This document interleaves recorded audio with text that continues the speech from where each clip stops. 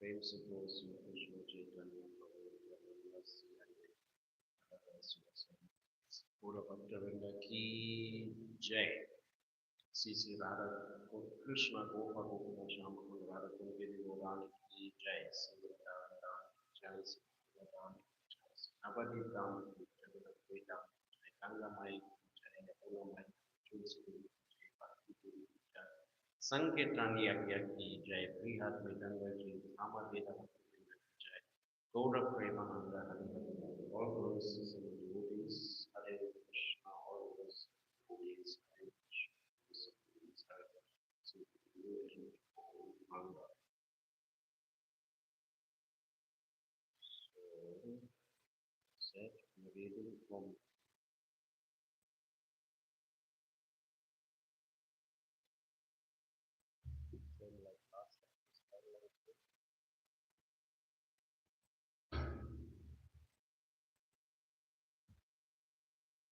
हरे कृष्णा। तो हम बहुत भाग्यशाली हैं कि आज हमारे समक्ष श्रीमान सनक सनातन प्रभु जी पधारे हैं। तो प्रभु जी का जन्म और जो शिक्षा है वो जर्मनी में हुई। जर्मनी में उनका जन्म हुआ और उन्होंने बचपन से ही काफ़ी कुछ स्टडी की। क्रिश्चियन बैकग्राउंड में उनका जन्म हुआ था, तो जो ओल्ड टेस्टामेंट और न्यू टेस्टामेंट होता है उसमें काफ़ी अच्छे से पढ़ाई की। उनके घर वालों ने काफ़ी बोला उनको। और इसके उपरांत उन्होंने जो उनकी प्राइमरी एजुकेशंस थी वो भी जर्मनी में ही की। और इसके उपरांत वो पढ़ाई नहीं करना चाहते थे, लेकिन घर वालों ने बोला पढ़ाई करना चाहिए, तो उन्होंने फिर गार्डन आर्किटेक्चर में उन्होंने डिग्री की। और इसके बाद उनके जो फ्रेंड्स थे उनके साथ फ्रेंड्स के साथ रहते थे, लेकिन फ्रेंड्स जो थे ड्रग्स वगैरह लेते थे, मीट खाते थे। ये प्रभु जी को रियलाइज हुआ कि ये एसोसिएशन सही नहीं है, तो उन्होंने उनका एसोसिएशन छोड़ दिया। और बाद में इनको एक बार कैंसर हो गया था, और कैंसर होने के बाद इन्होंने रियलाइज किया कि ये जो जीवन है हमारा, ये काम करने के लिए नहीं है ना। पूरे जीवन हम काम नहीं करेंगे गधे की तरह, हमें कुछ और करना चाहिए। तो इसके बाद उन्होंने, जब उनके फ्रेंड्स भी थे उनके साथ में, तो उनका जब साथ छोड़ा तो इन्होंने अकेले रहना प्रारंभ किया और खुद से ही कुकिंग करते थे, सेल्फ कुकिंग करते थे। और प्रभु जी बता रहे थे एक इंटरव्यू में, जब वो इस तरीके से कुकिंग करते थे तो उनकी कॉन्शियसनेस जो है बहुत क्लियर होती गई, क्लियर होती गई, और उनको पूर्व जन्म का कुछ स्मरण होने लगा कि पूर्व जन्म में उनका क्या था। लेकिन वहां पर बताते हैं कि ये वेस्ट में हम पूछ नहीं सकते पूर्व जन्म के बारे में, नहीं तो लोग हंसते हैं, है ना। तो उनको आंसर्स नहीं मिल रहे थे। इसके बाद उन्होंने फिर जो चर्चेस होते हैं वहां पर गए, और जो बुद्धिस्ट होते हैं उनके पास भी गए, जेहोवा, इस तरीके से सभी लोगों के पास गए। उनके कुछ क्वेश्चंस थे अबाउट री इनकारनेशन, लेकिन सभी लोगों ने आंसर किए, फिर भी प्रभु जी संतुष्ट नहीं हुए। और इसके बाद वो फास्ट करने लगे, बहुत लंबा उन्होंने फास्ट किया। और फिर एक दिन इस्कॉन के भक्तों से मिले, और इस्कॉन जर्मनी में गए, और वहां पर जाकर उन्होंने संडे लव फीस्ट के माध्यम से अपना फास्ट ब्रेक किया, है ना। तो प्रभुपाद जी के एक शिष्य थे, प्रभुपाद जी के शिष्य ने इनको गाइड किया, वहां पर गए। और फिर इन्होंने एक दिन वहीं पर जर्मनी में ही इस्कॉन मंदिर में एक मूवी चल रही थी, उसमें वृंदावन और कृष्ण के बारे में दिखाया जा रहा था।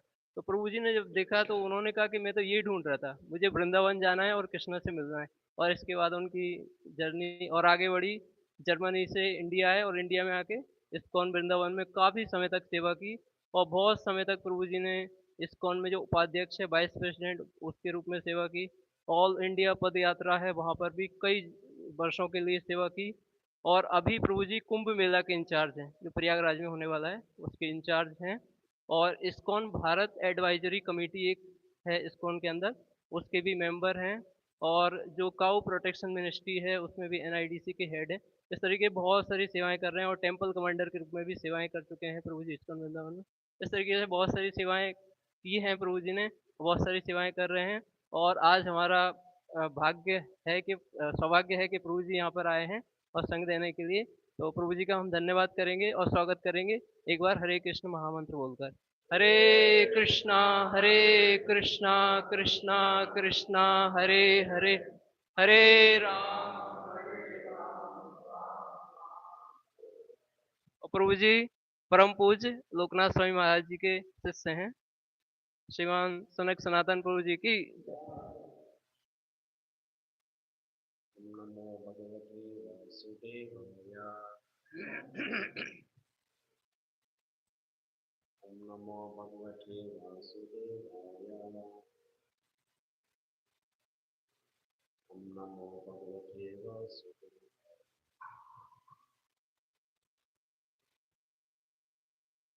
So we're reading from Srimad Bhagavatam, Entry 3, the status 2, and the chapter is 21, conversation between Manu and Kadamba.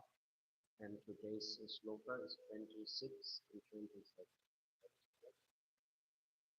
Okay. Which one is on the board? So 26 at the street. Sache Vipara Raja is here. Mahisya Sakya Vipaya Agnes From Parara Sodama. The day after tomorrow, O Brahmana, that celebrated emperor, who is expert in religious activities, will come here with his queen, Satarupa, wishing to see you. Now is text 27. Atmayam asita pangim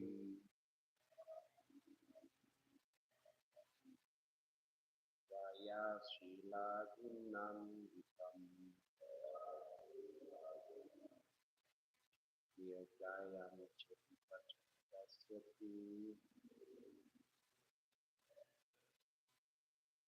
anirupaya te Atmayam asita pangim vaya shila gunam vitam yajayam chitipatasyati anirupaya te Atmayam asita pangim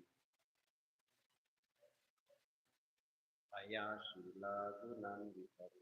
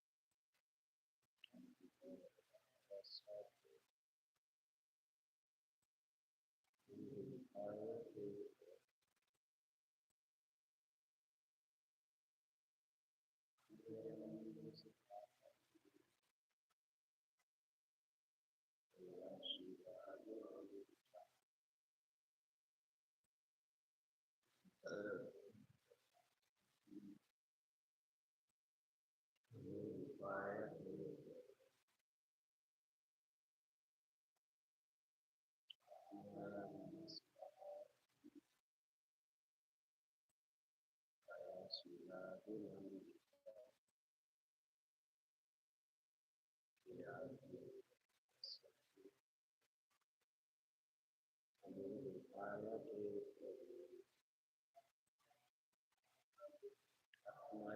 Sita Parvati Asvara Yatim Patripas Parate.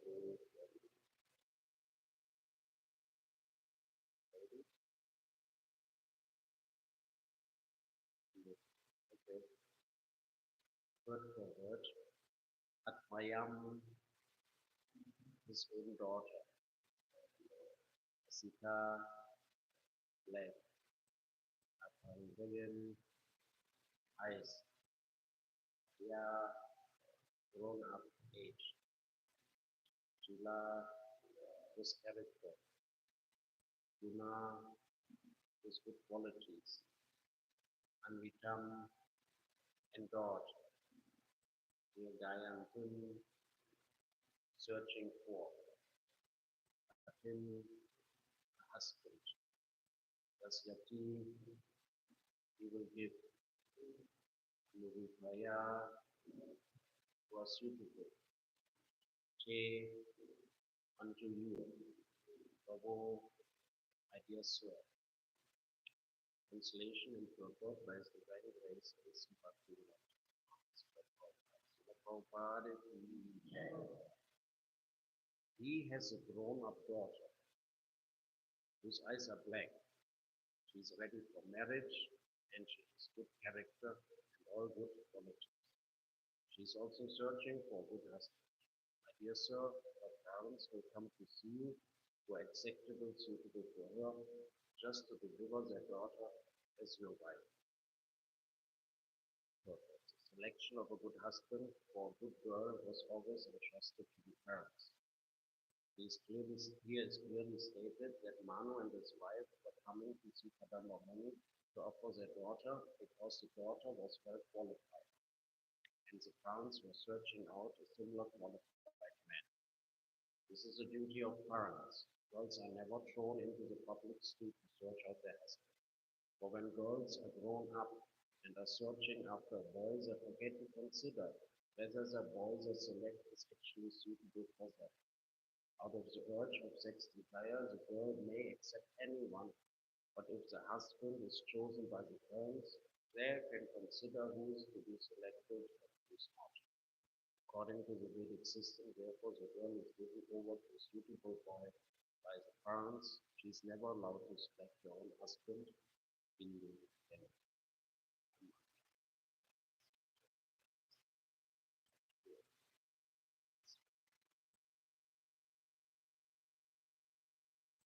Some 2 days back, Sanaka in Jaipur, Srila Prabhupada disciple was giving a class.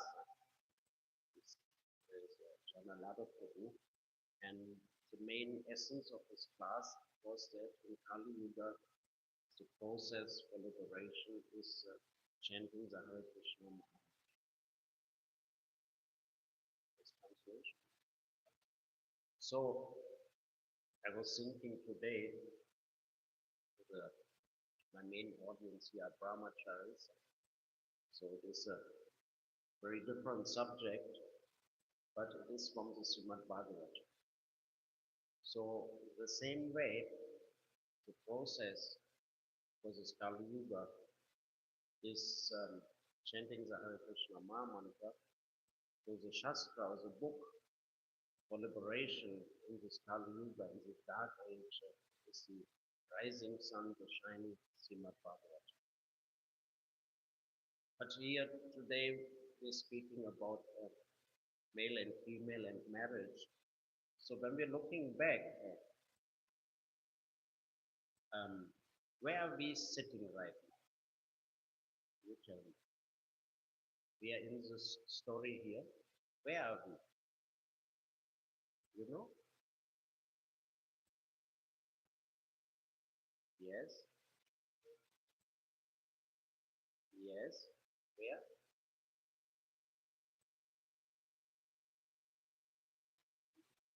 Yes. We have a hundred. Okay. All right. So who's telling the story?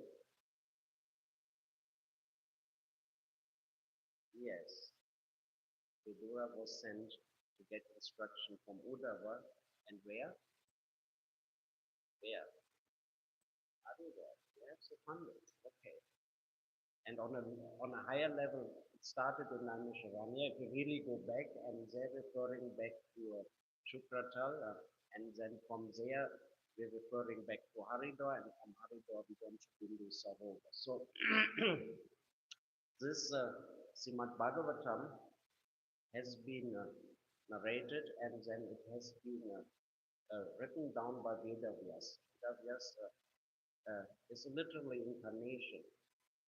And if we're looking back, these scriptures having a very interesting history, because I'm studying astrology, and in astrology, the Parasha Shastra is the main background for astrology. There's two, three others also, but in the direction I'm studying. And which is interesting also because I want to learn sidetrack. Parasharamuni, this version of the universe is actually solar centric. It is the same model he's using as a modern scientist. So sometimes some Pythagoras or some people who came after Galileo Galilei, different people had the idea that the Earth is round, but actually we can see that Parasharamuni has made a perfect model of the solar system very long back. And it is very important actually because we are sitting here and we're sitting in a temple, and there's very few of them. Nearby must be, we have some university nearby, and there will be so many students. And they're thinking that they're gaining knowledge. And they're thinking that the knowledge they're studying is actually real. And this is based on the same thing, because in the Middle Age, the church, most probably out of some remnants from Vedic scriptures, had the idea that the earth is flat. And then somebody came up with the idea the earth is round. And the church was insistent the earth is flat, and anyone who's saying it's round will get prosecuted. So eventually, obviously, when they sailed around the ocean and found out the earth is round, the church was disqualified. And Shastric knowledge was considered to be a myth, to be a saga, whatever, just the stories, a gyan. Whereas scientific knowledge now is considered to be real. Where scientific knowledge is based on what? On what? On theories. And what is a theory? What's a theory? It's a belief. So we are believing and they're believing. And they're getting really far. Anyhow, I don't want to sidetrack. Back to Parasharamuni. So Parasharamuni was traveling, and he was crossing the Yamuna, and he was taking a boat. And I guess the fisherman who normally has the boat was not present, so his daughter, Satyavati, was steering the boat, and her name was also Matsya Ganda. She had a little fishy smell. She actually was found in a fish. It's again another long story. And Parasharamuni got attracted to the girl. Who would have thought? And the girl was very hesitant at first, but the Muni promised her that everything will be okay. He created a fog. He had whatever with the girl, and he also promised me that she will be a virgin again after, and that she will have a beautiful smell. So then she delivered Vyasadev, It's a longer story. First, he actually introduced you into the stories that Vyasadeva has to come every Kali Yuga, whatever. It's a long story, and so he was dark, and he was born on the island. So Krishna Dapyana Vyasadeva was born. So Vyasadeva he did a great task because the Vedic knowledge, very long back. I was president in Pandharpur at that time. Vashu Ghosh came. You know about Vashu Ghosh, the Prabhupada disciple. He's in Baroda. He's quite prominent Prabhupada disciple all over the place.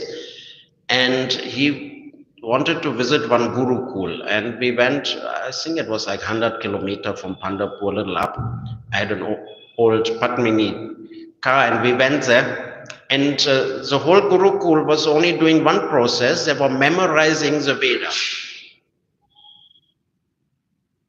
So originally, the Vedic knowledge was not written down. You couldn't open a book and find the Vedic knowledge. The Vedic knowledge was passed from one generation to the next generation by memorization.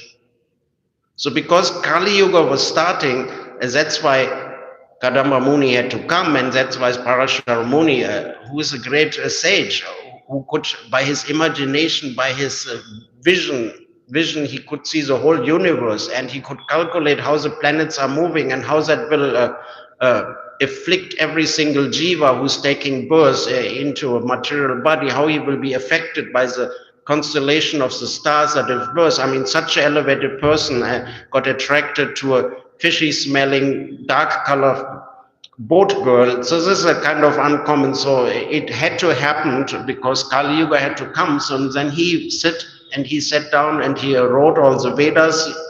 We have a temple, I think, of Ganesh over there. So you see, Ganesh has always that broken tusk. He took his tusk and he pinned it all down. Some of you have been to Badrinath? Yeah, and then from Badrinath you go on to Mana. Mana is the last village in India before China. And then at the last end of Mana there is Vyas Gufa and Ganesh Gufa, and you can go there and see that's where Vyasadeva supposedly sit, and Ganesh written it all down. After the task was complete, he was feeling unhappy. He was feeling unhappy. He was not feeling satisfied, and Eternal Guru Narada Muni came by and he said, yeah, because this is all just dry knowledge, there is no rasa, so you should speak about the pastimes of the Supreme Lord. And here we are now in the Bhagavatam. And at the end, it is also Vyasadeva's son who actually spoken the Bhagavatam. So it is a very important personality. And later on, when we go into the Mahabharata, when they were running out of progeny, then again Vyasadeva was called. That story with Amba and Balikan. So he actually brought Pandu and anyhow Dhritarashtra into the world, and Vidura. So Dharmaraj was cursed to come. So it is a very great story. So here now we are at Bindu Sarova, as Raj said, and Kadamba Muni. That is very amazing. After very long meditation, actually had darshan of the Supreme Personality of God. Direct darshan he came directly and appeared in his ashram. And we know the story of Dhruva Maharaj. He went into the forest. He wanted to see the Lord. Why he wanted to see the Lord? Because he wanted a bigger kingdom than his father. So when the Lord came, then he said a famous verse. He said, I was searching for broken glass, but now I found the diamond, so I don't want my broken glass. But the Lord said, hey, no, but you must ask for it. I'm giving it to you. So here Kadamba Muni, he could have asked for many things, but he asked for a suitable girl in marriage from the Lord. So it is very interesting, and Srila Prabhupada, just in the purport, is speaking about how it is important for the parents to find a suitable husband. And in Vrindavan, we are in the 11th canto of Srimad Bhagavatam, 12th canto of Srimad Bhagavatam. I can't remember. And the story is about how Samba stole the girl, and there Srila, 2, 3 Srila Prabhupada disciples, there's so many varieties of marriage. So one is a Rakshas marriage, you just come and steal the girls. And then she actually had a Swayamba. It's kind of interesting because Srila Prabhupada says that the girl is never allowed to choose her husband, but actually she was having a Swayamba to select her husband. But in order to take part in a Swayamba, you couldn't just be anyone. You had to be a big Kshatriya, and you had to be able to perform certain tasks, and you had to be able to defeat the others. So then there's so many different kinds of marriage. So the original best type of marriage is that the suitable parents find a suitable husband. And this is what is happening here. The Lord has prayed, and we see later on that a lot of things come out of that. First, they beget 9 daughters, which are married to the 9 sages, and then finally Devahuti laments. He said, now you have not given me a son, and you are taking sannyas and vanaprastha, whatever, and I will be left alone, so please give me a son. And Kapila Muni was born, who is a great propounder. Later chapters in Srimad Bhagavatam, he's speaking great knowledge to us. So here we can see the Grihastha ashram is very important. Bhakti Vinod Thakur, actually after Mahaprabhu came the 6 Goswamis, and then came kind of a long stretch of not much. The Gaudiya Parampara actually was deteriorated a little bit because many people turned into Sahajas, Aul Baul. There's so many Sakibekis, there's so many subsections who turned Mahaprabhu's teaching into something which was not proper. And then we had the caste Goswamis, the Gosais, who were saying different things. They were doing one thing and saying one thing and following another thing.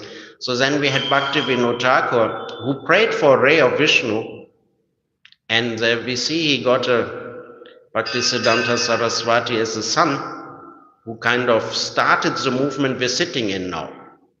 He's the one who made a huge reformation in Gaudiya Vaishnavism by starting to preach. He used a car. He even used. He's beyond reach for us. He even used Western clothing. He called British people and served them meat just so that they would come and listen to him. And he started printing. He started the Brihat Mridanga. December Marathon is on. We're distributing books. That was his vision. He said the Mridanga can be heard only in the near vicinity, but the Brihat Mridanga, this can spread far and wide. He went as far when printing was going on, and this workers, they wanted to take a break and smoke a bidi and roll their bidi. He would roll the bidis for them so that their break would be very short and the books would be printed fast. And then he called his father, that's intimate in a sense. We shouldn't see that as an offense or look down on, but he called his father a Sri Sangi.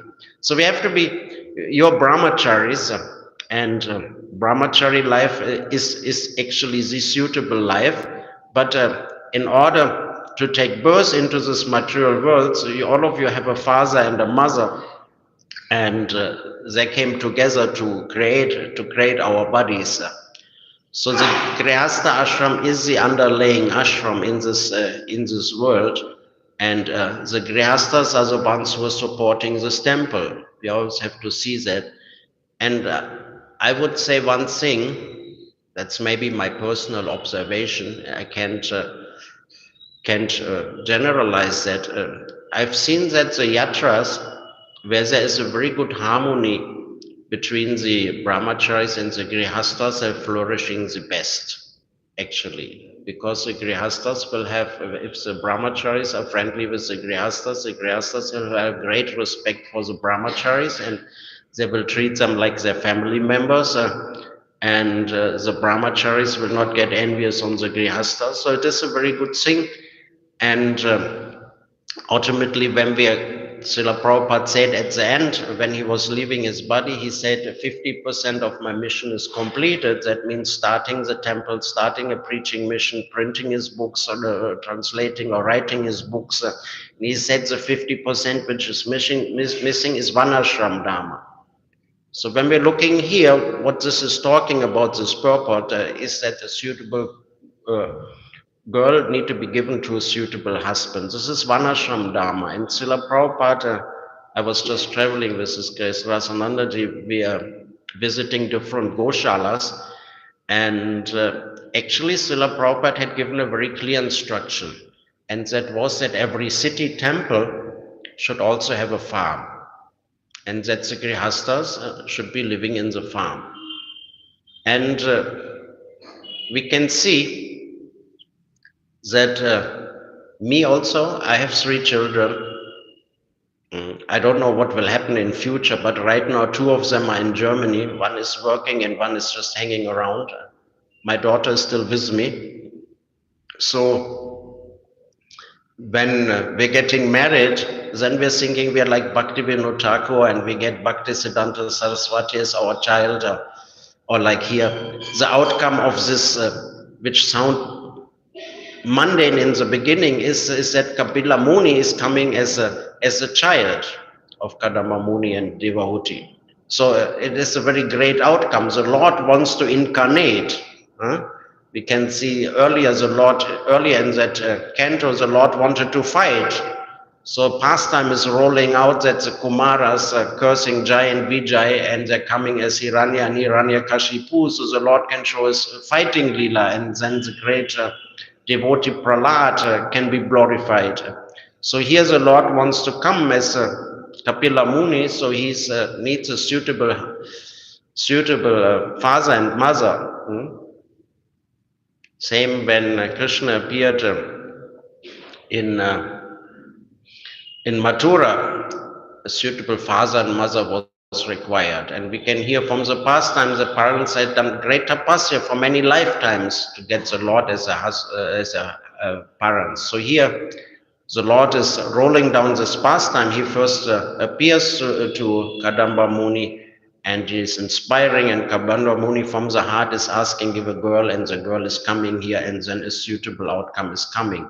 So back to the point, if our grihastas are living in a farm, a relatively simple life, and our devotee children growing up in a farm, we have a good chance that these children will actually become full-time or lifetime devotees later on. Whereas if we are growing up our children in a town and we're sending them to the same school as the other kids, there's a very great amount of contamination. I could very clearly see that one of my children was in Mayapur in the Gurukul. He came out one way, and the other boy was with me, and he was also in the Gurukul in Vrindavan, but then from the 10th class, because he didn't want to take science, he wasn't fit for science, he took Humanitarianism, they call that now. It was arts before that time. And he was 2 years in Vrindavan in a school. It wasn't much, 2 years only. And he got totally contaminated by the boys. Not that they were drinking or smoking, but it was the girls, it was the latest cars, it was movies, it was this, it was that. The whole consciousness was captivated by that. So the outcome of this Grihastha ashram should be children who are devotees. Now, looking at my own children, I don't want to speculate on other children. Me, as you heard earlier in my introduction, we are coming from the West. I'm a cow meat eater, I'm a drunkard, I was taking drugs, we were doing illicit sex, what not all. In the West, you can do anything, whatever you like, everything is available and everyone does anything. So this samskars, when we use this word samskar, a samskar is an impression. If you have some soft dough and you press your hand inside and you take it out, the exact handprint will be shown there. So when we're doing sinful activities, we're getting this bad impressions. Whereas our children, they're growing up from early childhood, they're eating prasadam, they're seeing Krishna, they're seeing their father and mother chanting Hare Krishna. We're having deities in our home. From early childhood, they're doing puja. They have little Krishna dolls, they have little Jagannath to play with. So their impressions are very good. And so the inner life is very Krishna conscious. So, but if we are sending them to associate with the karmic, it's obviously that impressions will also come, and they can easily override the impressions which we have so carefully tried to cultivate in them. So we have to be very careful for that. And so if we have our Krishna conscious farms and the Grihastha devotees are living there, they don't have to go and work and do all sorts of things, then that will be very suitable for us to create a new generation. I mean, Srila Prabhupada said the third generation will be able to light the fire by mantra like the old munis are doing. I don't see my kids are doing that. I don't see many kids are doing that. That is because they're contaminated to some degree. And my kids were lucky kids. I mean, I'm living in the Goshala, in the center of the Goshala in Vrindavan. So when they would go out and play, there would be cows and there would be devotees, and there was 11-acre properties. Then they're grown up in the best place in the world, but still, it is not so easy to turn them into full-time devotees. So I will stop here. I want to thank all of you, first of all, also, because long back, I think I'm married for 25 years. Recently we had our anniversary, so maybe 30 years back, we were traveling with Padayatra. We were also coming to Madhya Pradesh. We were also coming to Bhopal, and there were no devotees. There was nothing. We were just going, traveling, and distributing books. And sometimes we used to travel for 6 months in a row, and we wouldn't meet one devotee. But now we're coming to Bhopal, and there's a temple, and you people are preaching here.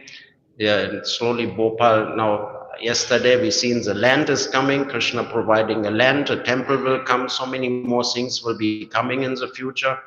So it is, you're the pioneers, you're the ones who are the backbone of this organization in Bhopal. So thank you all of you, because a great thing will come from that. So I can take questions and try to give an answer. I like that very much, question and answer. So even if it's not exactly on today's subject matter, no problem.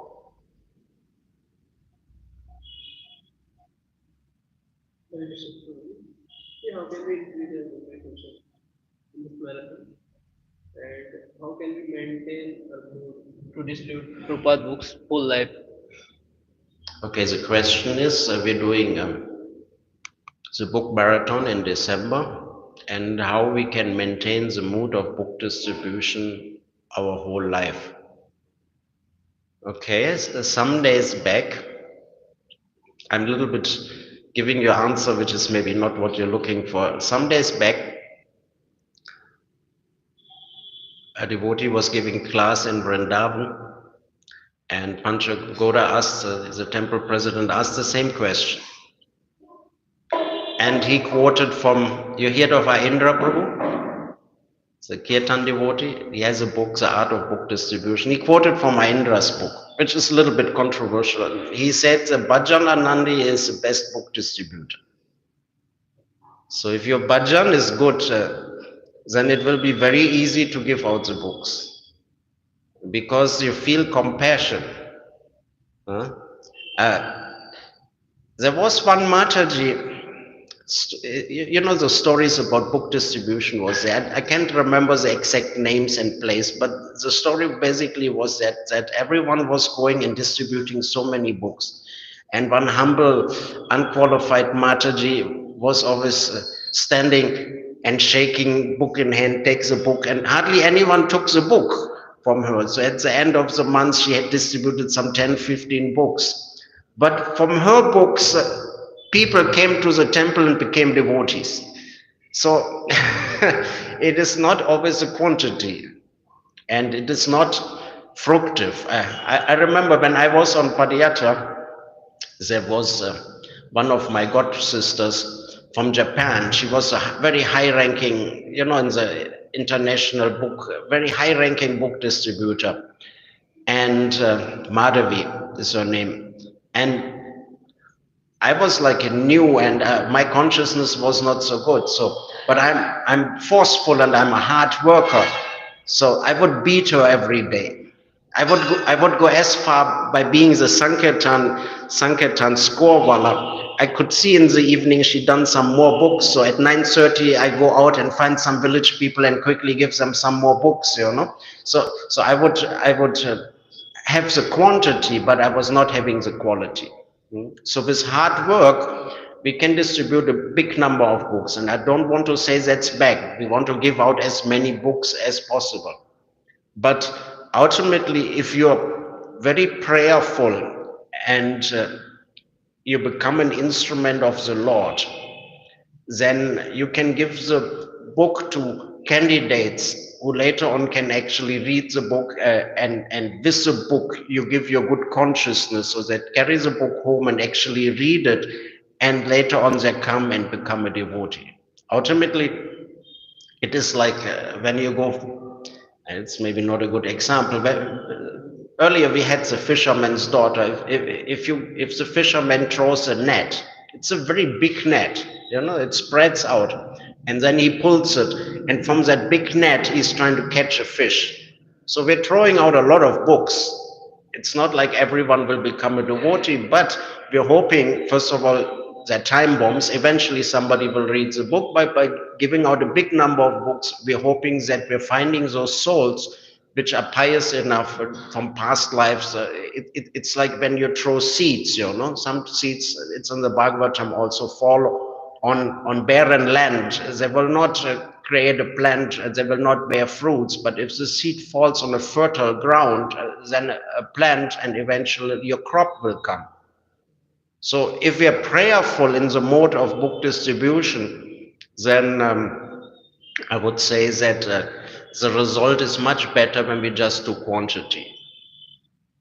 So yeah, if you practice your Krishna consciousness well yourself, then you can be used by the Lord as an instrument. Ultimately, this is, I could have two more. I don't know how far I'm going away from the subject. I remember I was one time very frustrated, and I met His Holiness Radhanath Swami. He's my wife's spiritual master, and he's very merciful to me. And he said, "Look, Sanatana, everyone can do something according to his karma. You can see some guy is a big guy, he has a big factory. Some guy is a small guy, he's pulling a rickshaw. So when you're taking birth, as I said, Parasharas Muni has given the description, there is a birth chart, and according to the birth chart, you have a capacity. Hmm? But if we're actually prayerful, then we can become an instrument of the Lord. And as an instrument of the Lord, what is there the Lord cannot do, right? He can lift up Govardhan on his pinky for 1 week, and that is nothing for him. This is just an entertainment, a pastime, time passing. As a time pass, he can do that. So if you become an instrument of the Lord, then what is there you cannot do?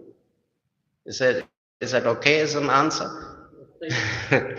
So I mean, it is something like that.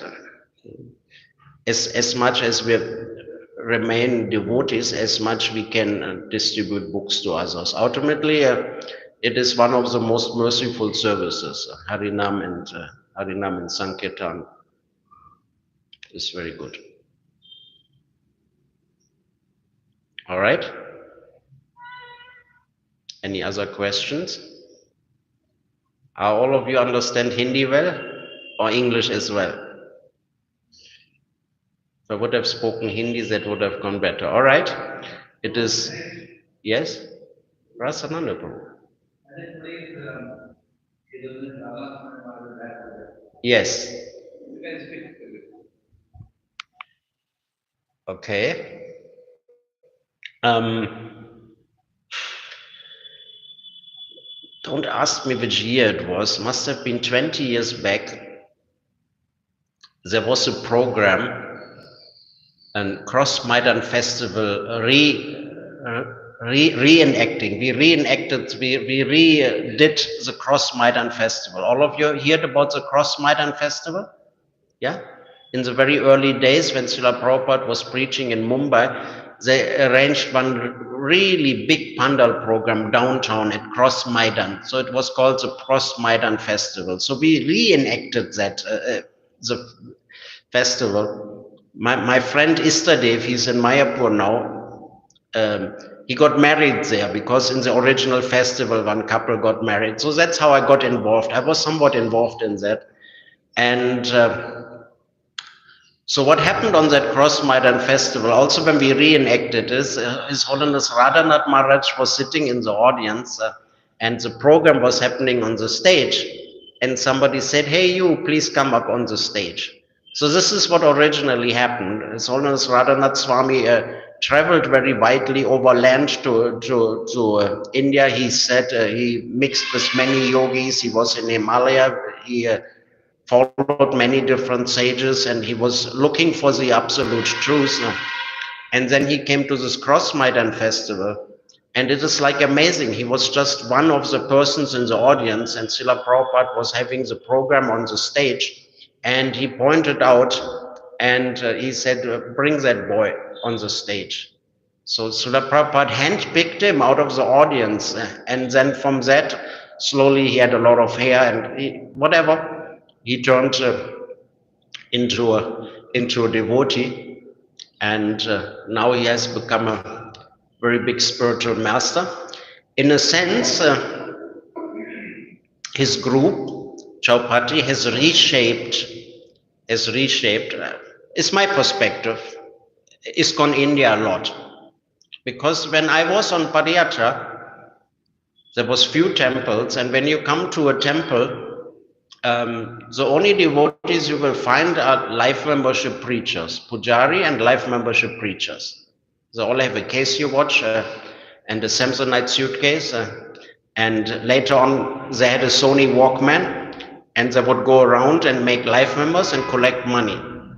So the greatest devotee was a devotee who could make the biggest number of life members.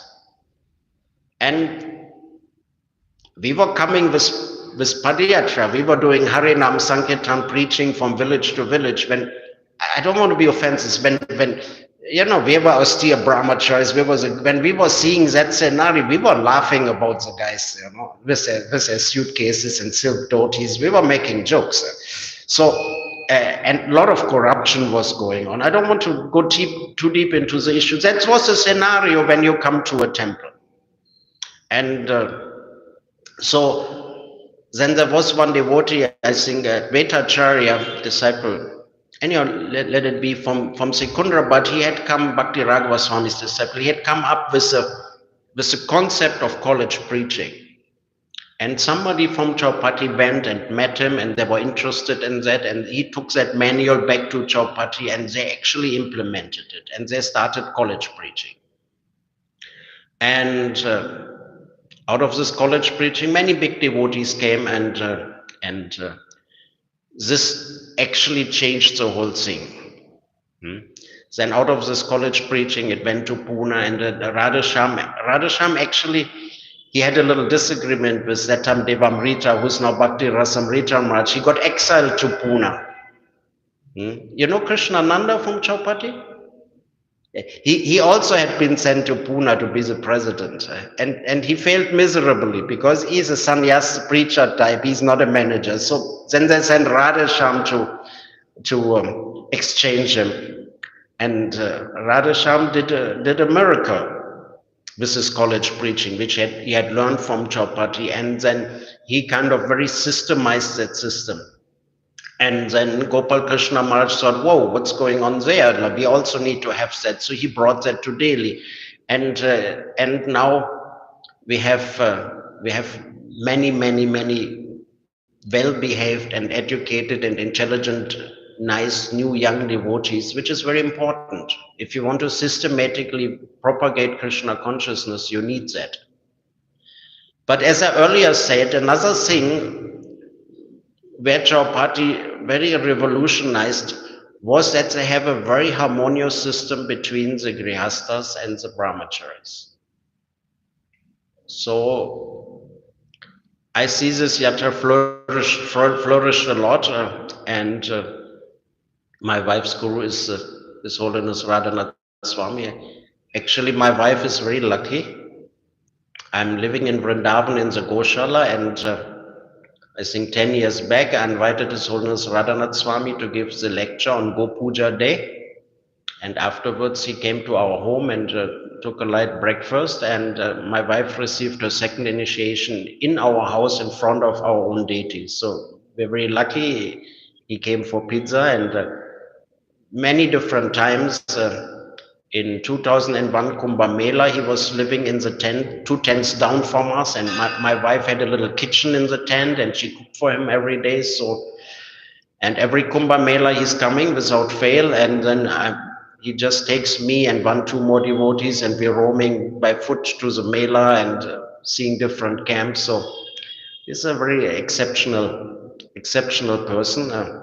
Even he, that must have been 1st or 2nd August, there was an IBAC meeting in Mumbai. I just came from Himalaya from some tapasya program. I was pretty wiped out, and somehow or another I didn't want to miss a meeting because my service is Kumbh Mela, and I needed to pass my whole thing in that meeting. There was an important meeting, and I was sitting in Delhi at the airport. Then I seen some devotees I was knowing from Radhanath Maharaj's group, and I said Hare Krishna, and then Maharaj came by, and he seen me. He said, "Oh, you know, he always embraces you." And then he took me to the end of the airport and some where nobody else was sitting, and we had a little talk with each other. He's a very affectionate. He's such a great person, you know. I could see that day he came from Go Puja to my house. He met so many people on the way, and there's on YouTube there is a clip where they're showing the mega kitchen. You've seen that? So he was scheduled to come there where that clip was shot, and so he must have been normal. Any normal person would have only thought about that. Huh? But he had all the time to meet each and every devotee. He tuned in each and every devotee, came to our home, took a little breakfast, gave second initiation to my wife, and the National Geographic. It was really important. And then he went to shoot that movie, and the whole thing made him half an hour late. But he was totally undisturbed. Everyone else would have felt wiggly, you know. I need to go there, that's important, you know. But anyhow, could say many things. He has a lot of disciples. He sings nicely, and he gives. I remember I was in Chaupati, and Bhakti Tirth, His Holiness Bhakti Tirtha Swami had passed away, and His Holiness Radhanath Swami, I spent the last months with him every day until he actually left his body. I think he gave a 6 or 7 hour class, uninterrupted, glorifying Bhakti Tirtha Swami, and luckily I was there. So he's a very outstanding preacher and sannyasi in our movement, handpicked by Srila Prabhupada. So today is date-wise is Vyasa Puja. My wife is cooked the last days to make some preparations, but they also already, you know, Indians have folded Tithi-wise. They already had it once before. Now they have the program a second time. So we're very lucky that we have those great devotees. They're not ordinary people. Then Srila Prabhupada always says, all of you have been sent by my spiritual master. So sometimes we're saying that we have Krishna Leela, and when Srila Prabhupada, great acharyas like Srila Prabhupada coming, this is also like a Leela. And we have to see, he sent Srila Prabhupada And then he also planted those great souls in the Western countries. So it looked like they just walked by, you know. You know the story of Jayapataka Swami? He was just an ordinary person, apparently, walking down the road, and Jayananda, you must have heard of, who's building the rat carts, just he was maybe watching them, say, "Hey, come here, can you hammer nails?" And he said, "Yeah, why not?" So he said, "Okay, then hammer some nails." So it appears like he was just a person who walked off the road and then he became Jayapataka Swami. That's not like that. These are great souls. They had been, like a lila, they had been planted, and then Srila Prabhupada apparently picked them up. And back to your question about book distribution. So if your bhajan is good, and you're really praying to give mercy to the souls, then you can pick up souls in the material world. Like the great acharyas, they're picking up souls and they're turning them into devotees. And then people like Radhanath Swami or other great acharyas we have in ISKCON, they're most probably bringing their disciples with them from a previous lifetime. But that's a bit esoteric. That's okay, Rasanandaji? All right, His Holiness Radhanath Swami Vasa Puja Ki Jai. Also today is Udam Shastri.